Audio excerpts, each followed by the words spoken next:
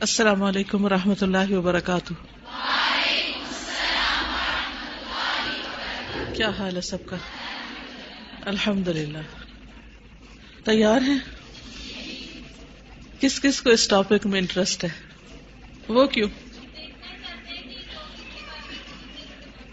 بہت زیادہ کامن ہے یہ۔ اور ہر شخص زندگی میں شاید اس گمان سے ضرور گزرتا ہے کہ مجھ پہ کچھ ہو گیا۔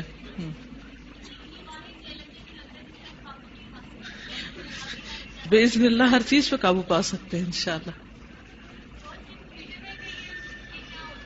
کنفیوژن ہے کہ یہ کیا ہوتا ہے۔ ٹھیک ہے، چلیے پھر شروع کرتے ہیں۔ نحمده ونصلی علی رسولہ الکریم، اما بعد فاعوذ باللہ من الشیطان الرجیم، بسم اللہ الرحمن الرحیم، رب اشرح لی صدری ویسر لی امری واحلل عقدۃ من لسانی یفقہوا قولی۔ زمانہ قدیم سے دور حاضر تک جادو اور اس سے متعلقہ عملیات انسانی معاشرے کا حصہ رہے ہیں۔ آج بھی مختلف صورتوں میں اس کی موجودگی کا علم اخبار و رسائل اور دیواروں پر لکھے گئے اشتہارات سے ہوتا رہتا ہے، مثلاً ہر جادو کا توڑ، کالے علم کے ماہر عامل وغیرہ وغیرہ۔ قرآن و سنت سے لا علمی کی وجہ سے لوگوں کی اکثریت اپنی پریشانیوں، کاروباری نقصان، باہمی چپکلش اور مختلف بیماریوں کا ذمہ دار جادو، جھاڑ پھونک، منتر، تعویذ گنڈوں کو گردانتے ہوئے ان جعلی عاملوں سے رجوع کرتی ہے جو روحانی علاج کرنے کا جھوٹا دعویٰ کرتے ہیں۔ حالانکہ اللہ سبحانہ وتعالیٰ نے نبی کریم صلی اللہ علیہ وسلم کی سیرت طیبہ کو ہر قسم کی رہنمائی کے لیے نمونہ اور مثال بنایا ہے۔ اسلام میں جادو اور اس کے اثرات ختم کرنے کا علاج موجود ہے، اس لیے عوام الناس کو آگاہ کرنے کے لیے جادو کی حقیقت، حفاظتی تدابیر اور علاج پر مشتمل یہ کتاب مرتب کیا گیا ہے تاکہ لوگ قرآن و سنت کے مطابق علاج کر سکیں۔ تو اصل مقصد کیا ہے کہ بیماری کا علاج صحیح طریقے پر کیا جائے۔ کیا قرآن و سنت ہمارے لیے کافی ہے یا وہ پوری رہنمائی نہیں دیتا تو ہمیں ضرورت ہے کہیں اور جانے کی؟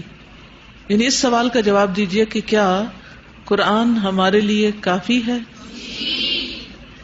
قرآن مجید ہی ہمیں بتاتا ہے کہ وَنُنَزِّلُ مِنَ الْقُرْآنِ مَا هُوَ شِفَاءٌ وَرَحْمَةٌ وَرَحْمَةٌ لِّلْمُؤْمِنِينَ وَلَا يَزِيدُ الظَّالِمِينَ إِلَّا خَسَارًا۔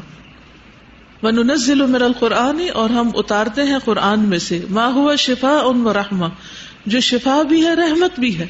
یعنی قرآن میں بیماریوں کی شفا موجود ہے اور اللہ کی رحمت ہے، جو بھی اس کے ساتھ تعلق قائم کرے گا اس پر اللہ کی رحمتیں ہوگی۔ لیکن یہ کس کے لیے ہے؟ للمؤمنین، جو اس پر ایمان لائیں۔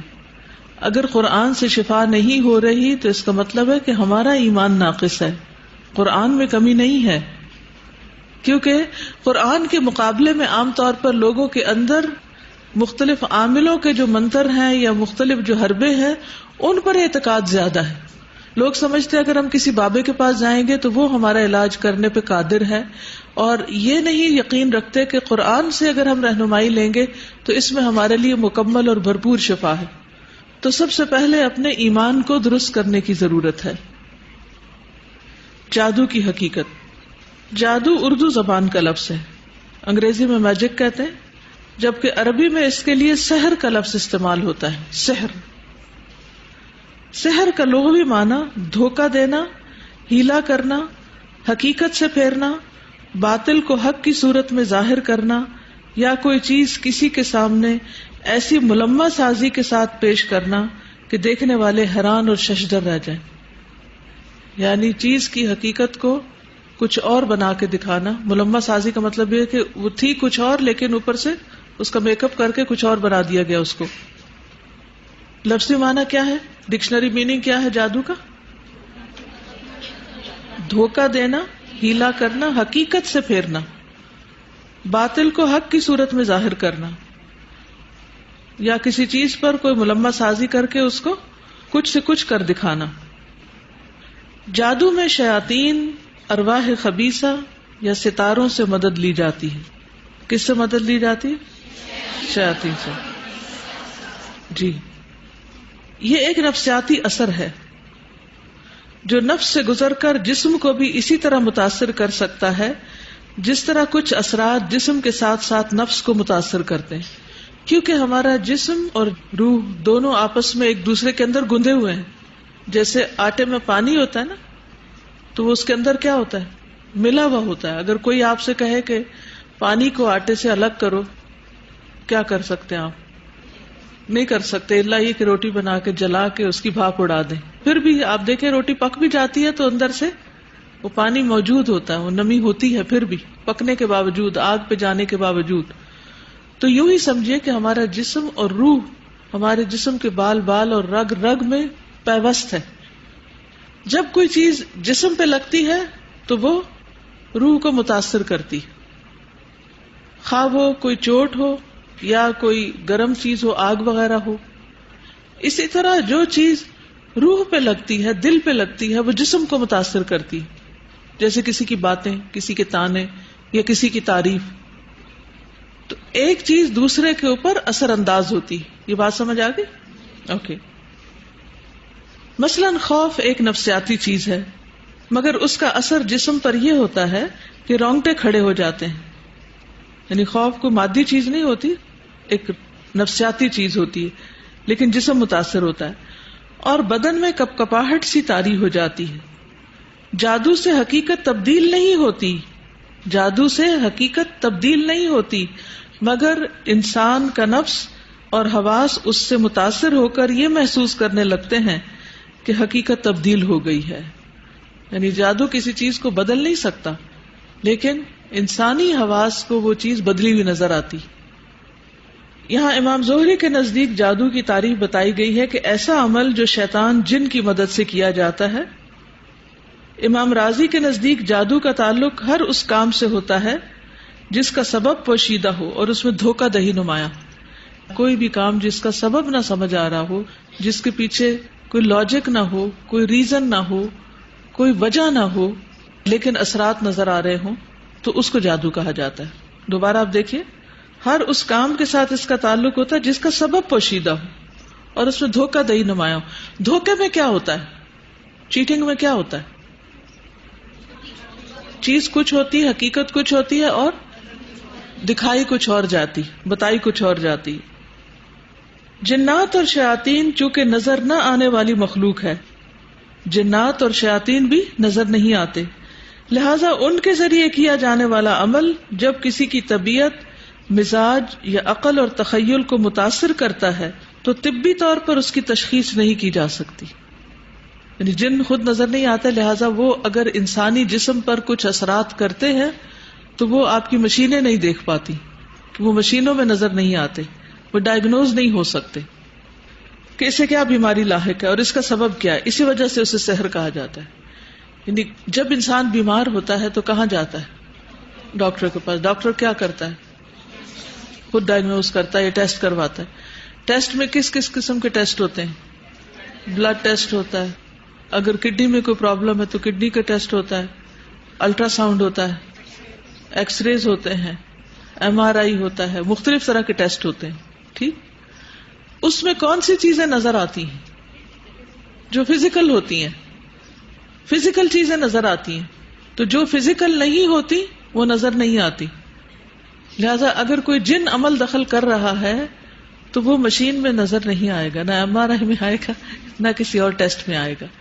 مریض کہتا ہے مجھے درد ہے، اور ڈاکٹر کہتا ہے اس درد کی کوئی وجہ ہمیں سمجھ نہیں آتی. سبب کیا ہے؟ پوشیدہ ہے، سبب نہیں معلوم. اسی وجہ سے اسے سحر کہا جاتا ہے. سحر کیا ہے؟ جس کا سبب معلوم نہیں. قرآن مجید میں متعدد بار سحر، جادو کا لفظ آیا ہے. اللہ تعالیٰ کا ارشاد ہے، وَاتَّبَعُوا مَا تَتْلُو الشَّيَاطِينُ عَلَى مُلْكِ سُلَيْمَانَ وَمَا كَفَرَ سُلَيْمَانُ وَلَكِنَّ الشَّيَاطِينَ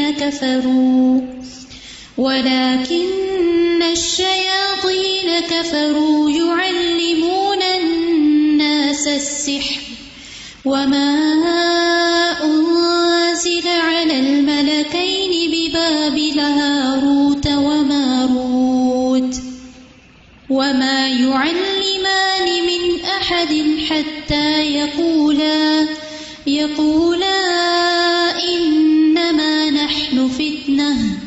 فلا تكفر فيتعلمون منهما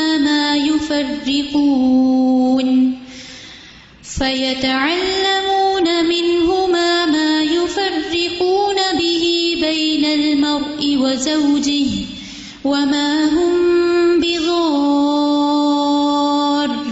به من أحد إلا بإذن الله ويتعلمون ما يضرهم ولا ينفعهم وَلَقَدْ عَلِمُوا لَمَنِ اشْتَرَاهُ مَا لَهُ فِي الْآخِرَةِ مِنْ خَلَاقٍ وَلَبِئْسَ مَا شَرَوْا بِهِ أَنفُسَهُمْ لَوْ كَانُوا يَعْلَمُونَ. اور انہوں نے اس چیز کی پیروی کی جسے شیاطین سلیمان کی بادشاہت میں پڑھتے تھے. بنی اسرائیل کس کے پیچھے پڑ گئے؟ جادو کے. یعنی بیسیکلی بتایا ہی جا رہا ہے کہ جادو میں شیاطین استعمال ہوتے ہیں، جنات استعمال ہوتے ہیں جو نظر نہیں آتے. لہذا ہر ایسا عمل جس کا سبب پتہ نہیں چلتا وہ جادو ہوتا ہے. یہ کنیکشن یاد رہے گا نا آپ؟ اوکے.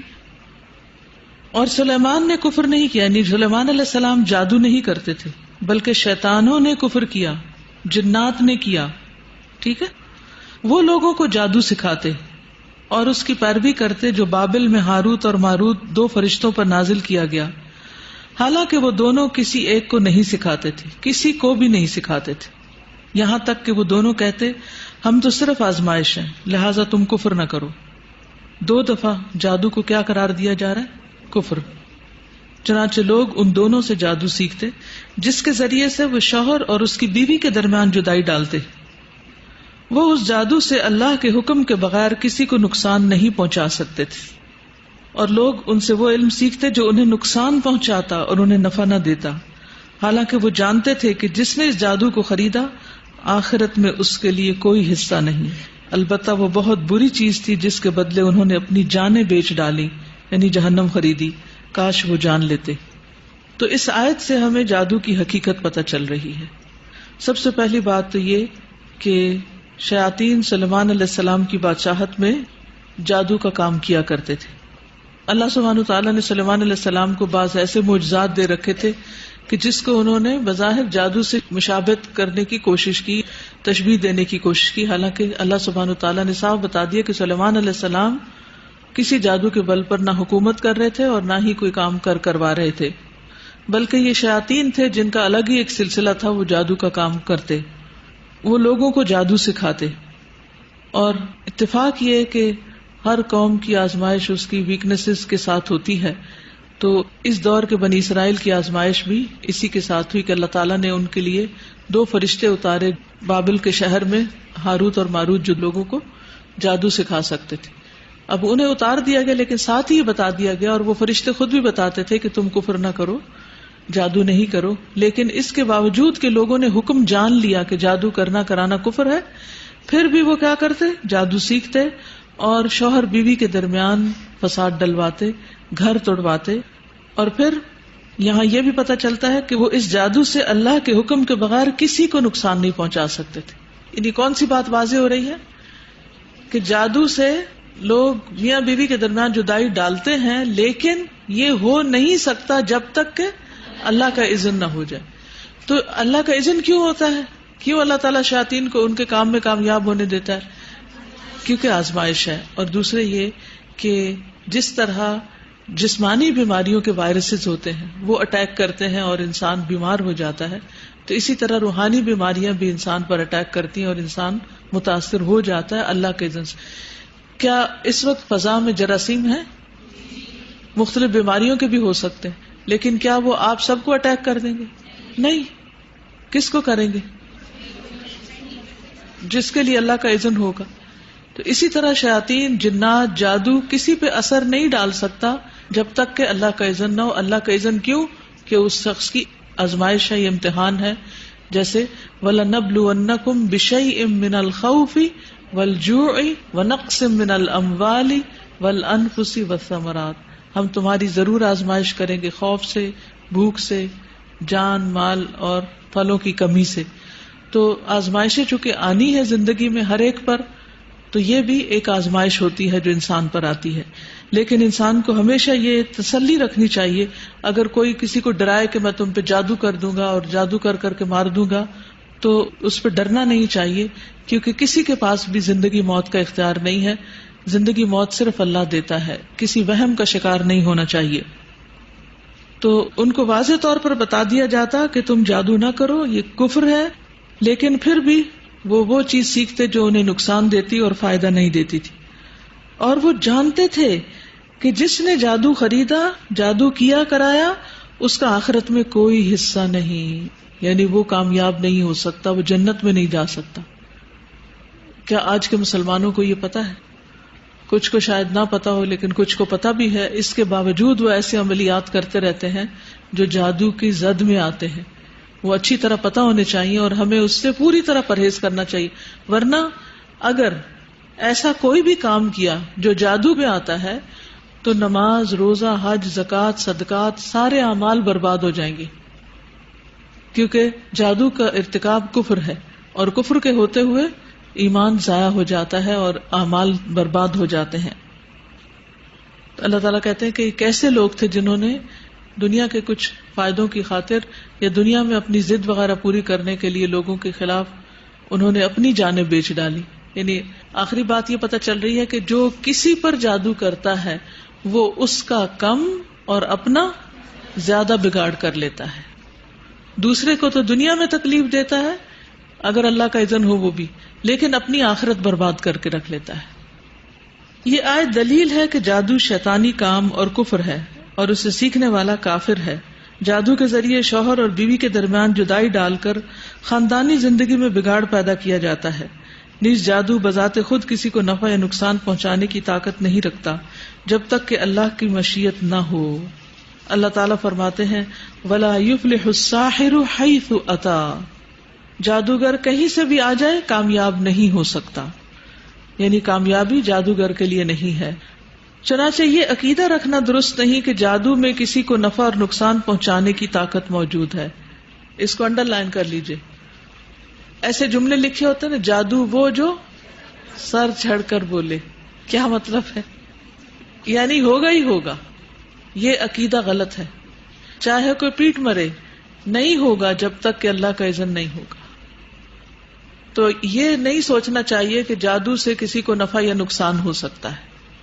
جس طرح بیماریوں کے مختلف اسباب ہوتے ہیں، اسی طرح جادو بھی کسی بیماری یا تکلیف کا ایک سبب ہے، بس سبب بنتا ہے، باقی ہر چیز اللہ کے ہاتھ ہے. مثلا اگر کہیں وائرس پھیلا ہو تو سب اس سے متاثر نہیں ہوتے، وہی بیمار ہوتا ہے جس کے لیے اللہ کا حکم ہو. اسی طرح جادو بھی اللہ کے اذن کے بغیر مؤثر نہیں ہو سکتا، یعنی اثر انداز نہیں ہوتا، بلکہ اللہ تعالیٰ کی مشیت کے ساتھ ساتھ بسا اوقات جادو سے ہونے والی بیماری، تکلیف اور دیگر مصائب بلندی درجات کا بھی سبب بنتے ہیں. یعنی اگر کسی پہ جادو کر دیا کسی نے تو اس کو بیماری آ گئی تو اس سے اس کے گناہ جھڑ جائیں گے، اس کے درجات بلند ہو جائیں گے. اس لیے صبر سے کام لینا چاہیے.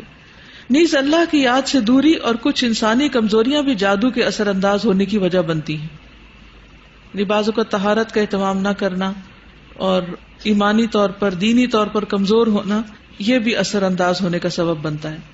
جس طرح مقناطیس، میگنیٹ صرف لوہے پر اثر انداز ہوتا ہے، اسی طرح جادو یا لوگوں کے خیالات، نگاہیں، کلمات، الفاظ بعض اوقات انہی لوگوں پر اثر انداز ہوتے ہیں جن میں عقیدہ کی کمزوری، توکل کی کمی اور نفسانی خواہشات کا غلبہ ہو، جو طہارت سے لاپرواہی، نماز میں سستی اور ذکر الہی اور مسنون دعاؤں سے غفلت برتتے ہیں. تاہم کبھی نیک اور صالح لوگ اور رسول بھی جادو سے متاثر ہو جاتے ہیں، جیسے نبی صلی اللہ علیہ وسلم پر جادو کا کچھ اثر ہوا تھا. عمومی وجوہات کیا ہیں؟ بتائیے کیا کیا وجہ ہو سکتی ہے عام لوگوں میں؟ طہارت کی کمی اور عقیدے کی کمزوری، توکل کی کمی، نفسانی خواہشات کا غلبہ، نماز وغیرہ میں سستی، قرآن وغیرہ میں دعاؤں میں خصوصاً حفاظت کی دعائیں پڑھنے میں سستی. تو پھر شیاطین اثر انداز ہو جاتے، کیونکہ شیطان انسان کا دشمن ہے. شیطان انسان کا دشمن ہے، وہ اس کو ہر لحاظ سے، دینی اعتبار سے، جسمانی اعتبار سے، روحانی اعتبار سے پریشان رکھنا چاہتا ہے، تاکہ انسان کچھ کر نہ سکے اس زندگی میں. اپنی زندگی ضائع کر کے چلا جائے. جی جی ہاں، یعنی انسان کو کوئی اگر دھمکی بھی دے یا کبھی وہم بھی ہو یا شیطان خیال بھی ڈالے کہ کوئی اثر ہو گیا ہے یا کسی نے کچھ کر دیا ہے، تو ہمیشہ سوچنا چاہیے کہ جب تک اللہ کا اذن نہ ہو کچھ بھی نہیں ہو سکتا. السلام علیکم. اس میں سب سے زیادہ توحید پر جو ایمان ہے، اللہ تعالیٰ کی معرفت ہونا بے حد ضروری ہے. یعنی اللہ تعالیٰ کے بارے میں جاننا، یعنی یہ توحید کی ساری اقسام جو ہیں، اور اس پر پختہ یقین ہونا، اور پھر اس کے مطابق انسان کا جو عمل ہے، وہی چیزیں انسان کو پھر اس خوف سے نجات دے سکتی ہیں، نجات دلا سکتے ہیں. بالکل. جی ہاں، مطلب یہ ہے کہ جادو ایک تو ہے کسی کے اوپر کر دینا، اور ایک یہ ہے کہ کسی چیز کے اوپر کرنا. جیسے موسیٰ علیہ السلام کے دور میں جو رسیوں کو سانپ بنا دیا گیا تھا، تو وہ جادو موسیٰ علیہ السلام پر نہیں تھا کہ ان پہ کوئی بیماری آتی یا کچھ، یعنی صرف اس کی ظاہری حالت کو تبدیل کر دیا گیا تھا. ٹھیک ہے. میجک شو کبھی دیکھا ہے؟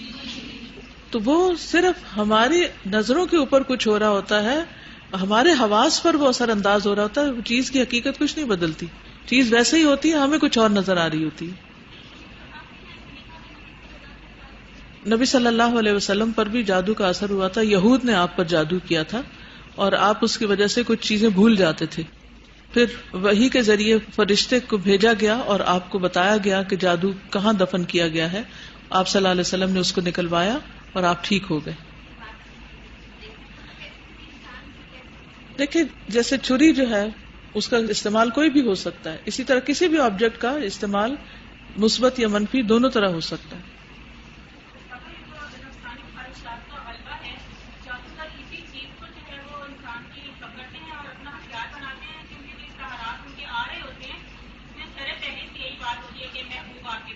جی یہ کہتی ہے کہ نفسانی خواہشات کے غلبے کی جو بات ہے بالکل درست ہے، کیونکہ عموماً جو جادو کے اشتہارات آتے ہیں اس میں یہ لکھا ہوتا ہے کہ محبوب آپ کے قدموں میں، اور اکثر لوگ محبت میں کامیابی کے لیے ہی جادوگروں کا رخ کرتے ہیں. ٹھیک ہے. جادو کیا ہے؟ جادو ایسے الفاظ اور دم کا نام ہے، یعنی پھونک مارنے کا، جن کو لکھ کر یا پڑھ کر ہوا یا گرہوں میں پھونکنے سے مطلوبہ شخص کے بدن، دل، عقل یا معمولات زندگی پر منفی اثر ہوتا ہے. اس کو دوبارہ دیکھیے تاکہ بات سمجھ میں آ جائے کہ جادو کیسے کرتے ہیں.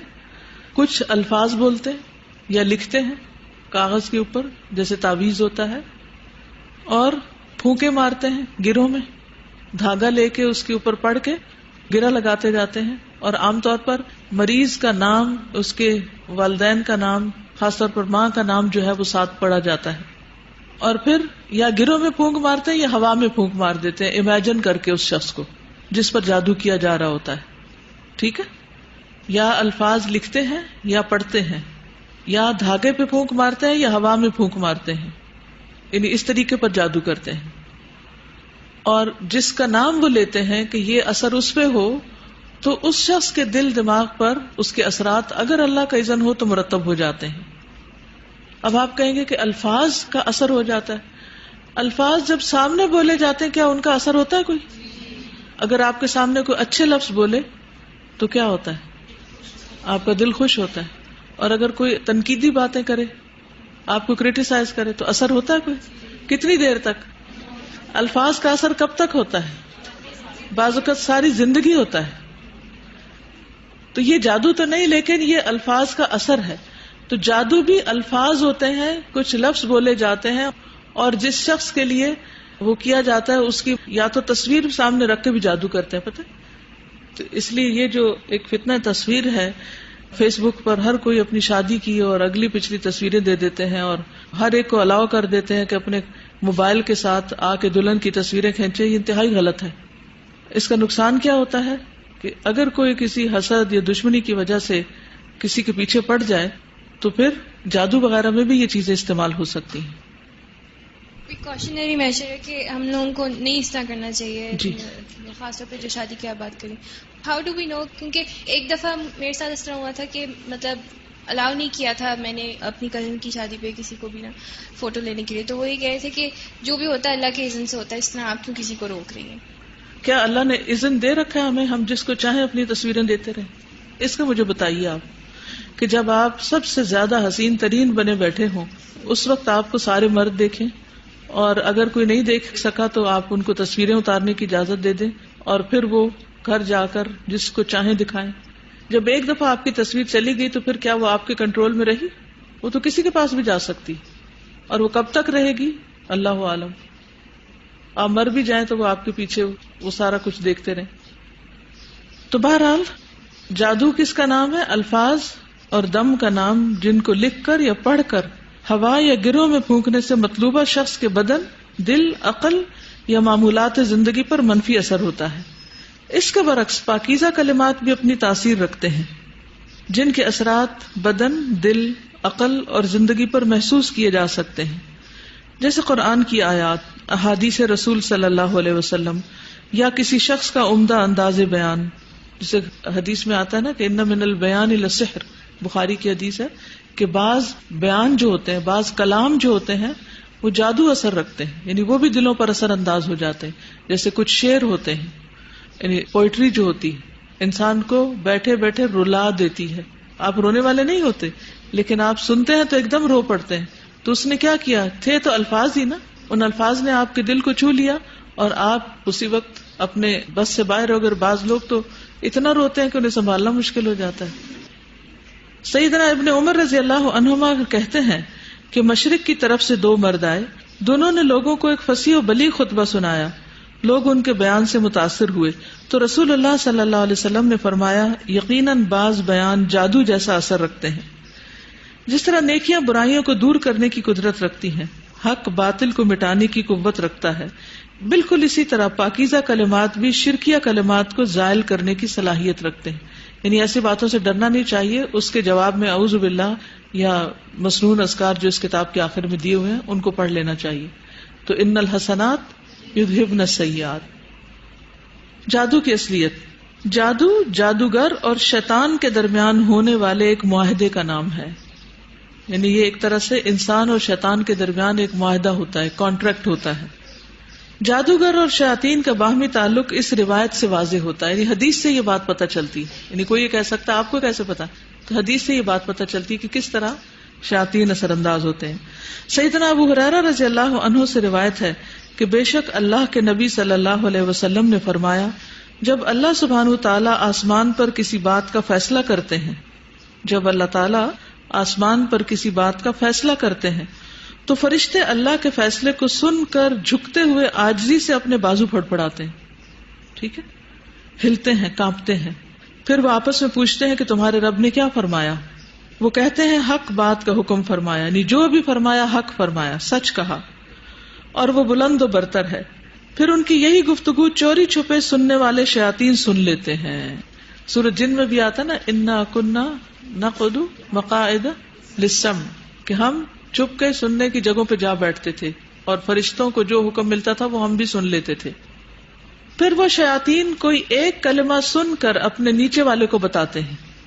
یعنی چوری سے بات سن لی کہ اللہ کا حکم، مثلاً یہ کہ فلاں کو مار دو یا بارش برساؤ فلاں علاقے میں، یا اور جو بھی کوئی حکم ہے مثال کے طور پر، تو وہ انہوں نے سن لیا.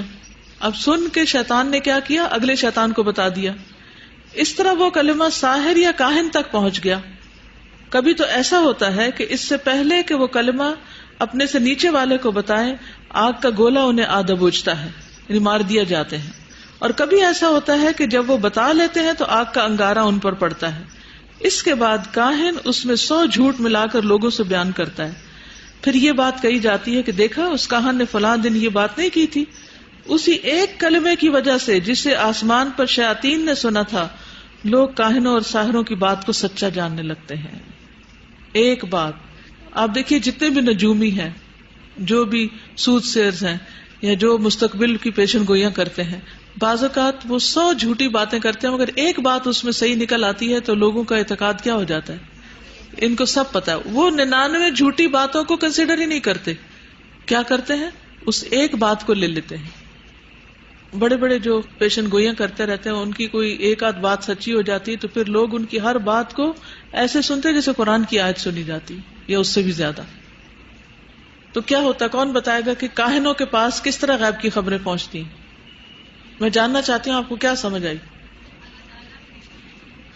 اللہ تعالیٰ فرشتوں کو حکم دیتے ہیں. نے سن لیا، یعنی اس کے اوپر عمل کرنے کے لیے وہ آج سے جھکتے ہیں. تو وہ جب دوسرے فرشتے ان سے پوچھتے ہیں کہ تمہارے رب نے کیا حکم دیا، تو وہ کہتے ہیں کہ جو بھی کہا حق کہا. تو ان میں سے کوئی بات اگر جو شیاطین وہاں بیٹھے ہوتے ہیں چوری سے چپ کے سن رہے ہوتے ہیں تو وہ دوسرے کو بتاتے ہیں. یعنی وہ چپ کے ایک بات کوئی سن لیتے ہیں تو وہ آگے. جی. تو سم ٹائم یہ ہوتا ہے کہ کوئی شوٹنگ سٹار آتا ہے اور ان کو مار دیا جاتا ہے، اور سم ٹائم یہ ہوتا ہے کہ وہ بات بتا دیتے ہیں، بات آگے نکل چکی ہوتی پھر مارا جاتا ہے. جی.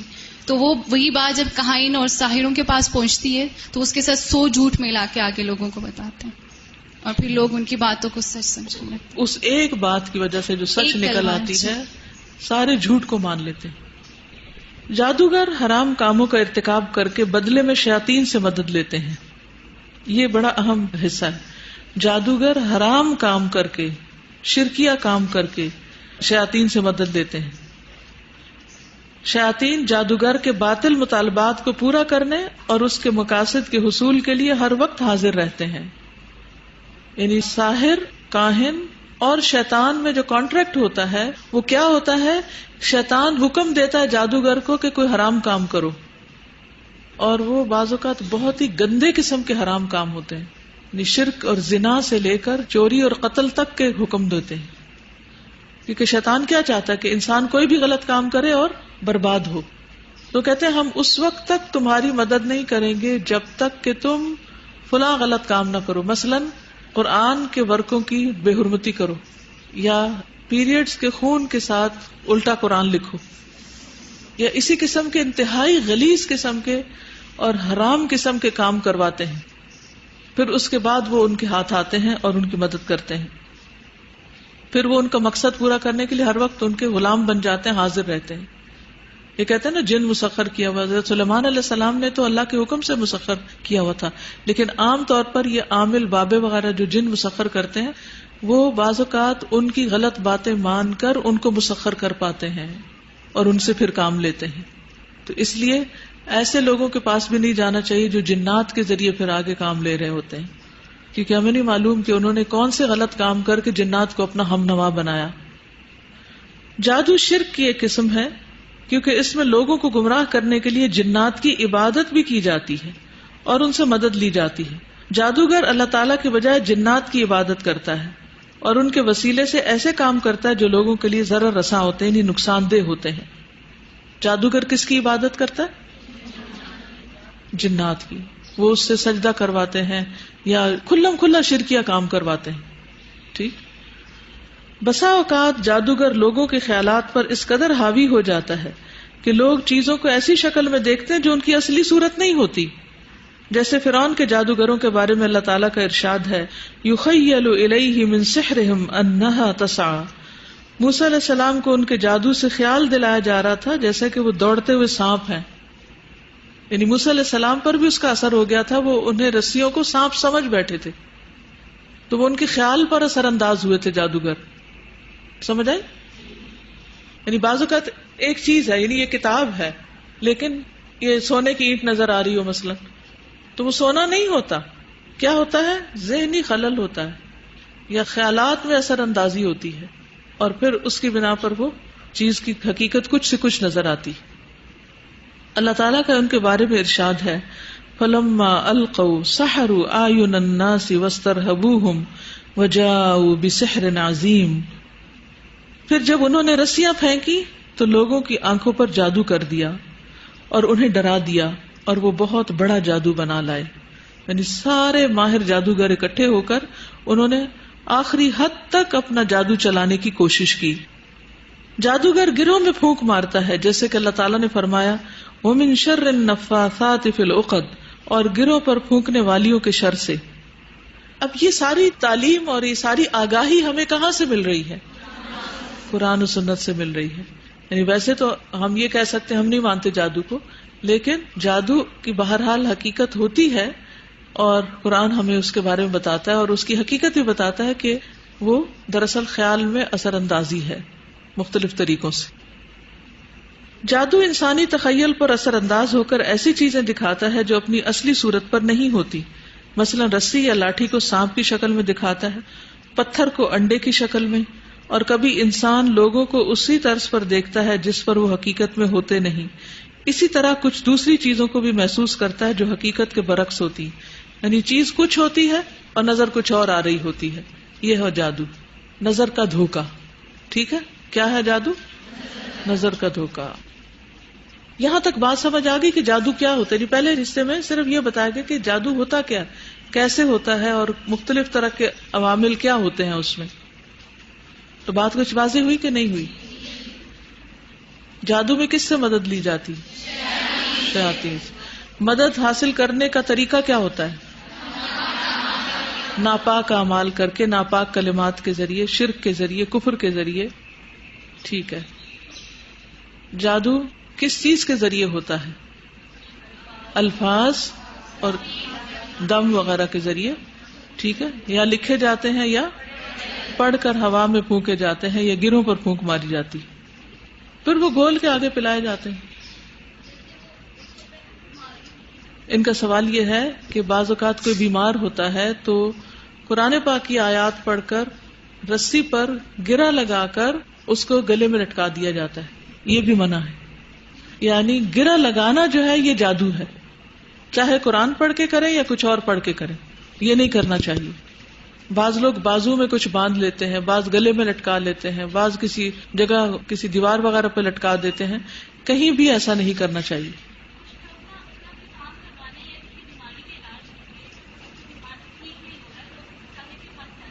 جی، اصل میں ہم نے پیچھے عقیدہ واسطیہ پڑھا، پھر اصول الثلاثہ پڑھا، شرک کی اقسام پڑھی، لیکن عام طور پر جادو کے ذریعے جو شرک کا کاروبار پھیلا ہوا ہے، الامان والحفیظ، اچھے بھلے سمجھدار عبادت گزار نیک لوگ بھی اس پھندے میں پھنس جاتے ہیں اور ساحروں اور کاہنوں کے پاس پہنچ جاتے ہیں جو انہیں غیب کی خبریں بتاتے ہیں، اور پھر وہ ان کے بتائے ہوئے طریقوں پر عمل کر کے اپنا ایمان گنواتے ہیں. تو اس لیے بہت محتاط ہونے کی ضرورت ہے، ہر چیز کو اچھی طرح سمجھ لینے کی، تاکہ کسی ایسی چیز کے قریب نہ انسان پھٹکے جو ایمان لے جانے والی. استاذہ، یہ جو تعویذ ہوتا ہے اس کی کیا حقیقت ہے؟ یعنی کہا جاتا ہے کہ چھوٹا سا کاغذ اس کو رول کر دیا جاتا ہے اور اس پہ کچھ قرآنی آیات لکھی جاتی ہیں. ڈیپینڈ کرتا ہے اس پر لکھا کیا گیا ہے. اگر تو قرآنی آیات لکھی گئی ہیں تو کوئی حرج نہیں، لیکن جو دوسری باتیں ہیں ان میں ہندسے لکھے جاتے ہیں، نمبر لکھے جاتے ہیں، کچھ لائنز لگا دی جاتی، کچھ لائنز ہوتی ہیں، یا بعض اوقات صرف ایسے اسکریبل کیا ہوتا ہے. تو ایسی کسی چیز کو استعمال نہیں کرنا چاہیے جو سمجھ نہ آئے، یا نمبرز وغیرہ ہوں، کیونکہ اس میں شیاطین کو پکارا جاتا ہے، غیر اللہ کی مدد لی جاتی ہے، جس سے وہ چیز شرک میں شامل ہو جاتی ہے. ٹھیک ہے. بعض لوگ خود تو جادو نہیں کرتے، لیکن جادو کے توڑ کے لیے جادو کر رہے ہوتے ہیں، وہ بھی غلط ہے. جادو کا توڑ صرف مسنون طریقے سے کرنا چاہیے، جو اس کتاب میں بتایا جائے گا انشاءاللہ. جادو کی اقسام. جادو کی دو بڑی اقسام ہیں، عام جادو اور کالا جادو، یا چھوٹا جادو بڑا جادو. ٹھیک. یہ تعویذ کے ذریعے یا جنتر منتر پڑھ کر کیا جاتا ہے. عام جادو ان تعویذ بنا کے دے دیے جاتے ہیں. کالا جادو، اس میں نجاست سے آیات قرآنی لکھی جاتی ہیں، یعنی پیشاب وغیرہ سے یا کچھ، یا آیات قرآنی کو الٹا لکھا جاتا ہے. جیسے قل هو اللہ احد ہے تو کیسے لکھیں گے؟ احد اللہ کل، نعوذ باللہ، یعنی قرآن کو الٹا کر دیتے ہیں. اور دیگر حرام کام کیے جاتے ہیں. یہ ایک سخت قسم کا جادو ہے. ان دونوں اقسام کے تحت درج ذیل جادو کیے یا کروائے جاتے ہیں.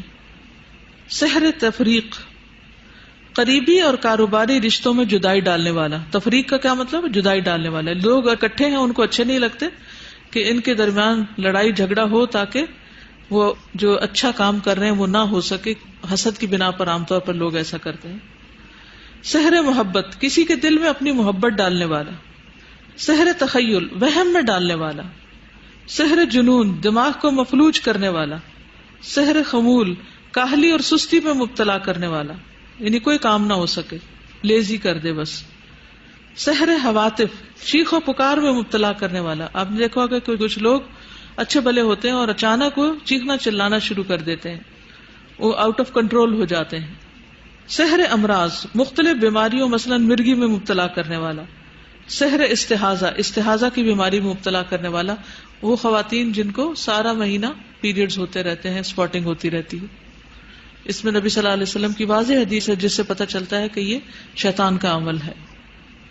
جادو کی وجوہات، وہ مذموم وجوہات جن کی بنا پر عموماً جادو کیا یا کروایا جاتا ہے. نمبر 1، دشمنی یا حسد، کسی کو ذہنی اور جسمانی بیماریوں میں مبتلا کرنا، رشتوں میں رکاوٹ یا بندش ڈالنا، اولاد کی بندش کرنا، کاروبار میں بندش کرنا، مشترکہ کاروبار کے حصے داروں میں پھوٹ ڈلوانا، کسی کی تعلیم اور ترقی میں رکاوٹ ڈالنا. نمبر 2، انسانی تعلقات میں خرابی، خاوند بیوی میں تفریق کرانا یعنی طلاق ہو جائے، والدین اور اولاد میں ناچاکی کروانا، پڑوسیوں میں فساد ڈلوانا، دوستوں میں جدائی ڈلوانا، بھائیوں کے مابین نفرت کرانا. یعنی یہ مقاصد ہوتے ہیں عام طور پر جادو کے، سارے ہی مذموم مقاصد ہیں. جادو کے بغیر بھی یہ سب کچھ ہو رہا ہے اور وہ شیطانوں کی پیروی ہے. یعنی شیطان ان چیزوں کا حکم دیتا ہے اور انسان اللہ کی بات ماننے کی بجائے شیطان کی پیروی کرنے لگتا ہے. سیدنا ابو ہریرہ سے روایت ہے کہ رسول اللہ صلی اللہ علیہ وسلم نے فرمایا، اجتنبوا الموبقات الشرک باللہ والسحر، ہلاک کرنے والی چیزوں سے بچو، اللہ کے ساتھ شرک کرنا اور جادو کرنا. یعنی شرک کے ساتھ اس کو ملایا گیا ہے. جادو کی چند علامات، یعنی جس پہ جادو ہوتا ہے اس کے اوپر یہ نظر آتا ہے. نمبر 1، بغیر اسباب کے مزاج میں بتدریج تبدیلی، آہستہ آہستہ مزاج بدل جانا، موڈ بدلنا، سستی، گھبراہٹ، خاموشی اور تنہائی کی عادت، ذہنی انتشار کی کیفیت جو بتدریج بڑھتی جائے یعنی مینٹل ڈس اورینٹیشن، بے چینی کی کیفیت لیکن جگہ بدلتی افاقہ ہونا، یعنی انسان بے چین ہو لیکن اگر وہ اس جگہ سے ہٹ جائے، کسی اور گھر میں چلا جائے، کسی اور مجلس میں، تو وہاں وہ بے چینی ختم ہو جائے. مزاج میں حد سے زیادہ چڑچڑا پن آ جانا، کسی کام میں دل نہ لگنا، نماز، روزہ اور دیگر عبادات سے دل اکتا جانا یعنی عبادت چھوڑ دینا، جسم کے کسی حصے میں بلا وجہ درد ہونا، بغیر کسی بیماری اور ظاہری علامات کے سر چکرانا، بعض اوقات دورے کی کیفیت کے دوران گردن کا ٹیڑھا ہونا یعنی فٹس پڑنے لگتے ہیں بعض لوگوں کو، ڈراؤنے خواب آنا اور بیداری میں بھی چیخ و پکار کی آوازیں سنائی دینا، یعنی بیٹھے بیٹھے کچھ آوازیں سننا جو اور لوگوں کو جو پاس بیٹھے ان کو نہیں سنائی دیتی، صرف بیمار کو سنائی دیتی. گھر والوں، دوست احباب اور رشتہ داروں سے معاملات بلا سبب خراب ہونا. نمبر 2، غیر معمولی واقعات پیش آنا، یعنی ایک تو عام چیزیں ہیں جو یہ موڈ مزاج کی تبدیلی وغیرہ ہے، اور کچھ ہے خون کے چھینٹے گرنا، طے شدہ کپڑوں کو کٹا ہوا پانا، خاوند یا بیوی کو ایک دوسرے میں کشش محسوس نہ ہونا، فریقین کے درمیان بلا وجہ شکوک و شبہات کا پیدا ہونا، یعنی فریقین سے مراد کوئی بھی دو لوگ آپس میں ایک دوسرے سے مس انڈرسٹینڈنگ، ہر وقت مس انڈرسٹینڈنگ. خاوند یا بیوی کو دوسرے فریق کا بدصورت دکھائی دینا، میاں کو بیوی بہت بری لگتی ہے، شکل و صورت اس کی، حالانکہ وہ پہلے اچھی والی پسند تھی، اور اسی طرح بیوی کو شوہر کی شکل دیکھنا پسند نہیں، گوارا نہیں. شادی شدہ کو اپنے رفیق حیات کے پاس جانے سے بے رغبتی ہونا، یعنی کسی قسم کی بیوی سے سیکشل ڈیزائر نہ ہونا. یہ علامات ہوتی ہیں عام طور پر جادو کی. اب جادو سے بچاؤ کی احتیاطی تدابیر، یعنی بیماری ہونے سے پہلے ہی جن پہ جادو نہیں ہوا وہ اچھے بھلے صحت مند ٹھیک ٹھاک ہیں، وہ کیا کریں. جس طرح جسمانی بیماریوں سے بچاؤ کے لیے احتیاطی تدابیر اختیار کی جاتی ہیں، اسی طرح جادو سے بچاؤ کے لیے بھی احتیاطی اور حفاظتی تدابیر اختیار کرنی چاہیے. حفاظتی تدابیر جادو اور دیگر شرور سے بچنے کا ذریعہ ہیں، اور جادو واقع ہونے کے بعد اس کا علاج بھی ہے. لہٰذا اللہ تعالیٰ پر بھروسہ کرتے ہوئے درج ذیل تدابیر پر عمل کریں اور دعا بھی کریں کہ اللہ تعالیٰ اس تکلیف اور پریشانی سے نجات عطا فرمائے. آمین. نمبر 1، طہارت اور وضو کا اہتمام، پاک صاف رہنا. کچھ لوگ نہ نہاتے ہیں، نہ اپنے جسم کے بال صاف کرتے ہیں، اور اگر وہ کسی کمرے میں آ جائیں تو پورا کمرہ اسمیل سے بھر جاتا ہے. تو ایسی چیزیں اس ضمن میں آتی کہ آپ بیل مجھے مار، کیونکہ شیاطین خود گندے ہوتے ہیں، انہیں گندگی پسند ہوتی ہے، وہ ان لوگوں کے عاشق ہوتے ہیں جو گندے رہتے ہیں. تو اگر آپ گندے رہتے ہیں، نہ پسینے کو صاف کرتے ہیں اپنے، اور نہ ہی اپنے جسم کو صاف کرتے ہیں، تو پھر آپ دعوت دے رہے ہیں شیطانوں کو کہ آ کے آپ کے اوپر حملہ آور ہوں. یعنی حد درجے کی جسمانی صفائی ستھرائی کا لحاظ رکھنا نہایت ضروری ہے. جادو کے اثر سے بچنے کے لیے ضروری ہے کہ انسان اپنے آپ کو پاک اور صاف رکھے. نبی کریم صلی اللہ علیہ وسلم نے فرمایا، شیطان تم میں سے ہر ایک آدمی کی گردن پر جب وہ سو جاتا ہے 3 گریں لگا دیتا ہے، ٹک ان کر دیتا ہے. ہر ایک گرہ پر پھونک مارتا ہے کہ ابھی رات بہت لمبی ہے. جب کوئی بیدار ہوتا ہے اور اللہ کا ذکر کرتا ہے تو ایک گرہ کھل جاتی ہے. جب وضو کرتا ہے تو اس پر سے دوسری گرہ بھی کھل جاتی ہے. جب وہ نماز پڑھ لیتا ہے تو ساری گرہیں کھل جاتی ہیں. پھر وہ صبح حشاش بشاش اور خوش مزاج اٹھتا ہے، ورنہ اس کی صبح نفس کی خباثت اور سستی کے ساتھ ہوتی ہے. یعنی صبح سویرے سے ہی طہارت اور پاکیزگی کا اہتمام کرنا چاہیے. صبح جاگنے کی دعا معلوم ہے آپ کو؟ اب دیکھیں اب تو اتنی آسانی ہو گئی ہے کہ موبائل میں وہ جو سونے جاگنے کے آداب ہیں ایپ، وہ اگر ہو تو اگر زبانی نہیں بھی یاد تو آپ موبائل تو سب سے پہلے ہی اٹھاتے ہیں نا اٹھ کے صبح، تو وہ ایپ نکال لیا کریں اور دیکھ کے دعائیں پڑھ لیں، اور رات کو سوتے وقت بھی پڑھ کے سوئیں. کیا کرنا؟ اٹھتے وقت دعا پڑھنا، وضو کرنا اور نماز پڑھنا. اگر گرمیوں میں جیسے راتیں چھوٹی ہوتی ہیں اور اگر آپ کو دوبارہ سونے کی ضرورت پڑے تو دوبارہ اٹھ کر بھی پھر یہی ترتیب دہرائیں، دعا پڑھیں، وضو کریں اور اشراق یا چاشت جو بھی ہے اس کو ادا کر لیں، تو آپ پھر فریش ہو جائیں گے. نمبر 2، عبادات کی پابندی. فرض عبادات پابندی کے ساتھ ادا کرنے سے انسان شیطان سے محفوظ ہو جاتا ہے، جبکہ فرائض میں سستی برتنے کی وجہ سے شیطان اس پر غالب آ جاتا ہے. سیدنا جندب بن عبداللہ کہتے ہیں کہ رسول اللہ صلی اللہ علیہ وسلم نے فرمایا، جس نے صبح فجر کی نماز ادا کی تو وہ اللہ تعالیٰ کے ذمے میں ہے، اللہ اس کی حفاظت کرے گا. اور جو صبح کی نماز قضا کر دے پھر وہ اللہ کے ذمے سے نکل گیا، پھر وہ بغیر حفاظت کے پڑی ہوئی چیز ہے، جو چاہے اس پر حملہ آور ہو جائے. سئل النبی صلی اللہ علیہ وسلم ای الاعمال احب الی اللہ قال ادومها وان قل. سیدہ عائشہ فرماتی ہیں کہ نبی صلی اللہ علیہ وسلم سے پوچھا گیا کون سے اعمال اللہ کے نزدیک سب سے زیادہ پسندیدہ ہیں؟ فرمایا جن پر ہمیشگی کی جائے خواہ وہ کم ہی کیوں نہ ہو. اب یہ 3 کام کو مشکل ہے صبح اٹھ کر. اگر آپ کو پیریڈز ہے، نماز نہیں پڑھنا، تو بھی آپ اٹھ کے اچھی طرح وضو کر لیجئے. وضو کرنا نہیں منع، نماز پڑھنا منع ہے. اور صبح شام کے اذکار، حفاظت کی دعائیں، قرآن کا جو حصہ زبانی یاد ہے اس کو پڑھ لیجئے تاکہ آپ کی صبح چستی میں ہو، سستی میں نہیں.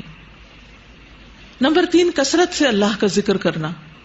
اللہ کا ذکر بکثرت کرنے سے شیطان کے حملوں سے محفوظ رہا جا سکتا ہے.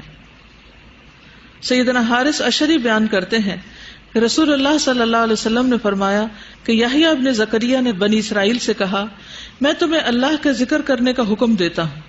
اس کی مثال اس آدمی جیسی ہے جس کے پیچھے دشمن تیزی سے نکل پڑے ہوں، دشمن بھاگ رہے ہوں، یہاں تک کہ وہ ایک مضبوط قلعے میں آ جائے اور اپنے آپ کو ان سے بچا لے. اسی طرح کوئی بندہ اللہ کے ذکر کے علاوہ شیطان سے خود کو نہیں بچا سکتا. ٹھیک ہے، سب سے زیادہ کیا چیز محفوظ رکھتی ہے انسان کو؟ اللہ کا ذکر. یہ احتیاطی تدبیر میں بہترین تدبیر ہے. کثرت سے اللہ کا ذکر کیجیے. استغفار کو لازم پکڑنا. استغفار پڑھنے سے انسان کو بہت سے فائدے حاصل ہوتے ہیں، جیسا کہ نوح علیہ السلام نے اپنی قوم کو استغفار کو لازم پکڑنے کو کہا تھا. فَقُلْتُ اسْتَغْفِرُوا رَبَّكُمْ إِنَّهُ كَانَ غَفَّارًا يُرْسِلِ السَّمَاءَ عَلَيْكُمْ مِدْرَارًا وَيُمْدِدْكُمْ بِأَمْوَالٍ وَبَنِينَ وَيَجْعَلْ لَكُمْ جَنَّاتٍ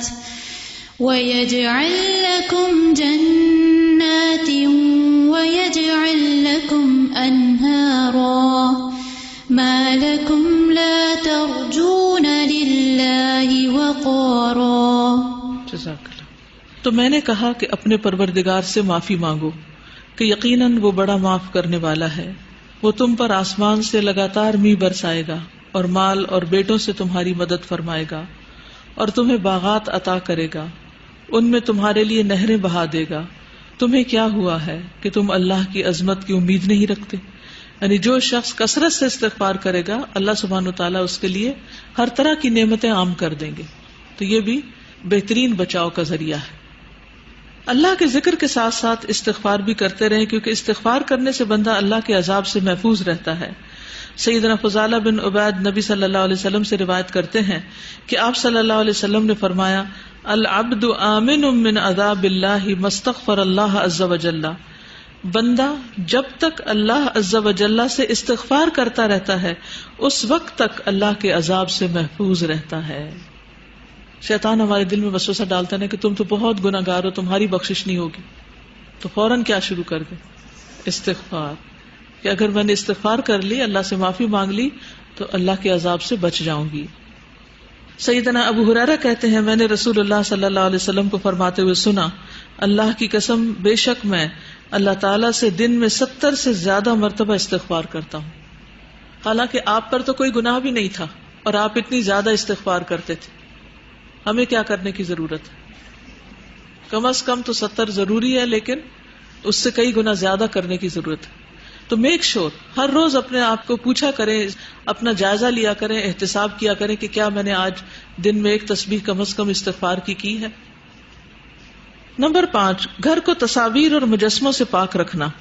گھر میں اگر تصاویر یا کتے ہوں تو رحمت کے فرشتے نہیں آتے, اس لیے ایسی چیزیں گھروں میں نہیں رکھنی چاہیے. سیدہ عائشہ فرماتی ہیں کہ آپ صلی اللہ علیہ وسلم نے فرمایا ان الملائکۃ لا تدخل بیتا فیہ صورۃ, بلا شبہ فرشتے ایسے کسی گھر میں داخل نہیں ہوتے جس میں کوئی تصویر ہو. اور اس سے بھی ڈرنا چاہیے کہ ایسی حالت میں اگر جان نکالنے کے لیے فرشتے آئے تو وہ کون سے آئیں گے, پھر کہیں اللہ کی رحمت سے دور نہ ہو جائیں.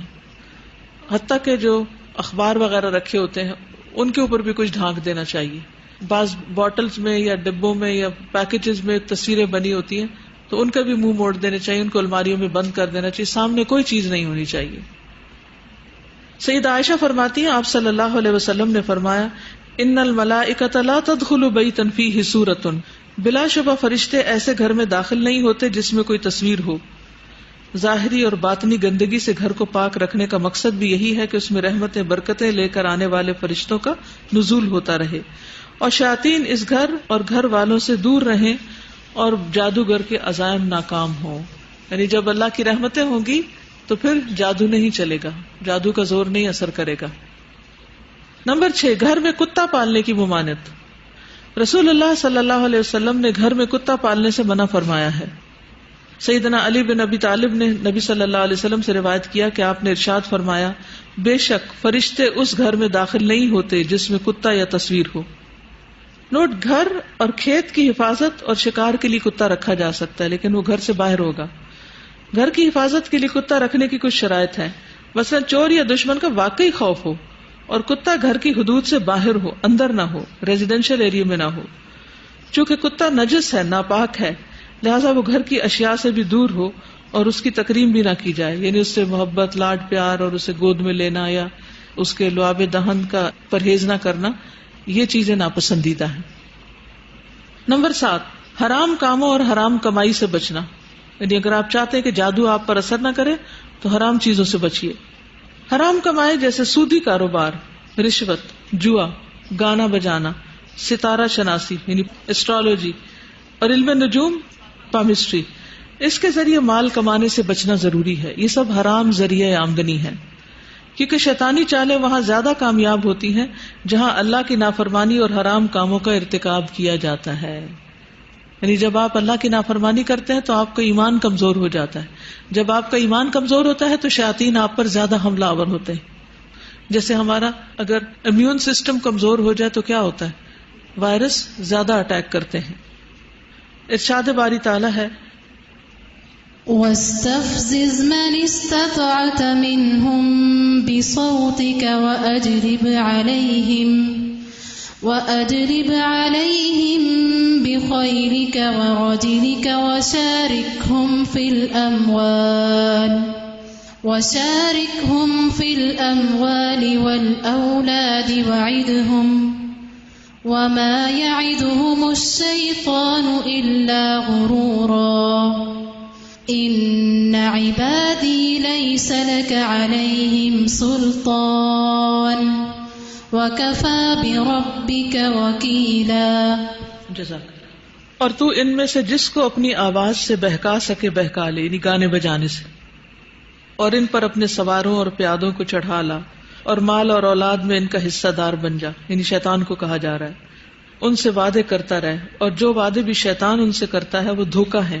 بے شک میرے بندے ان پر تیرا کوئی زور نہیں, یعنی میرے بندے شیطان کی بات نہیں مانیں گے. اور تمہارے رب کا کارساز ہونا کافی ہے.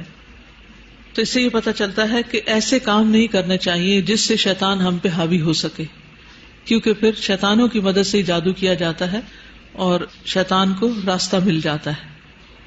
نمبر 8، علم نجوم سے لا تعلقی. علم نجوم سے لا تعلقی. علم نجوم جادو کی ایک قسم ہے، لہذا اس کو سیکھنے سے اجتناب کرنا چاہیے.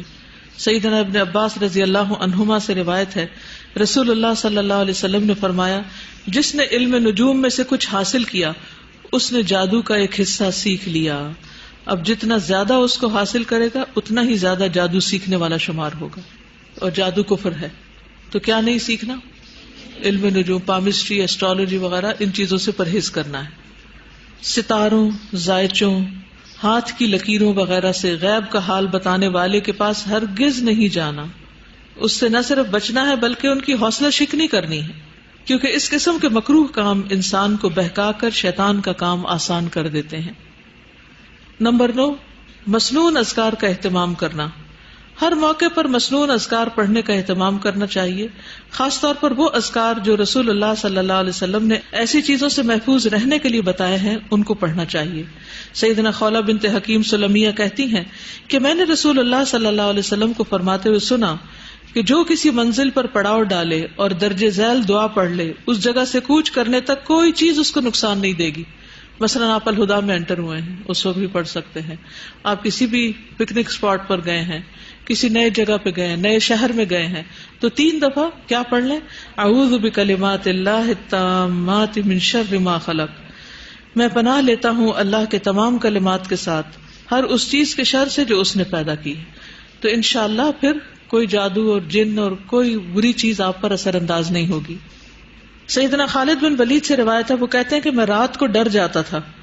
میں نے نبی صلی اللہ علیہ وسلم کو بتایا تو رسول اللہ صلی اللہ علیہ وسلم نے فرمایا، کیا میں تمہیں ایسے کلمات نہ سکھاؤں جو مجھے روح امین نے سکھائے ہیں؟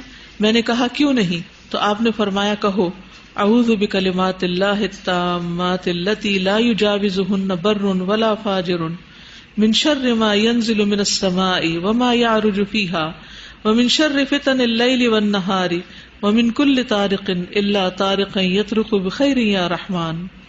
یہ دعا بھی زبانی یاد کر لیں، خاص طور پہ برے خواب وغیرہ آتے ہوں یا رات کو ڈرتے ہوں تو اس سے فائدہ ہوگا انشاءاللہ.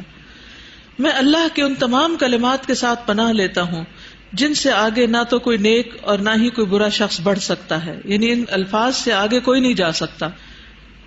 ہر اس چیز کے شر سے جو آسمان سے اترتی ہے اور جو اس میں چڑھتی ہے، اور رات اور دن کے فتنوں کے شر سے اور رات کو آنے والے کے شر سے، سوائے اس کے جو خیر کا باعث ہو، اے بہت رحم فرمانے والے. سیدنا ابو سعید سے روایت ہے کہ جبریل علیہ السلام رسول اللہ صلی اللہ علیہ وسلم کے پاس آئے اور کہنے لگے، اے محمد صلی اللہ علیہ وسلم، آپ بیمار ہیں؟ آپ نے فرمایا ہاں. جبریل نے کہا، بسم اللہ ارقیک من کل شیء یؤذیک من شر کل نفس او عین حاسد اللہ یشفیک بسم اللہ ارقیک. میں اللہ کے نام سے آپ کو دم کرتا ہوں ہر اس چیز سے جو آپ کو اذیت دیتی ہے، اور ہر نفس کے شر سے یا حاسد کی نظر کے شر سے اللہ آپ کو شفا دے. میں اللہ کے نام سے آپ کو دم کرتا ہوں. یہ ہے وہ مسنون دم جن سے انسان ہر طرح کے شر سے محفوظ ہو سکتا ہے. بس انشاءاللہ باقی کل. سبحانک اللہم و بحمدک، اشہد ان لا الہ الا انت، استغفرک و اتوب الیک. السلام علیکم و رحمۃ اللہ وبرکاتہ.